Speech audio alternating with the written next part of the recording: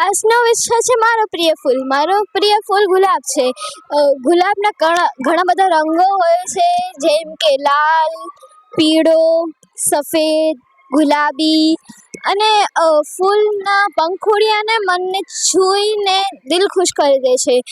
ગુલાબના ફૂલ મારો પ્રિય ફૂલ એટલે છે કેમ કે એની પંખુડી, એનું કલર, એની ખુશ્બુ મને બધું જ ગમે છે.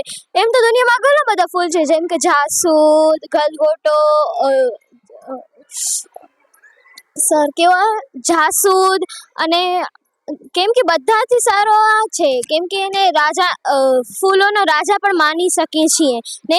ફૂલનો રાજા પણ છે એનું એક પણ મતલબ છે કેમ કે બહુ જ ખૂબસૂરત હોય છે.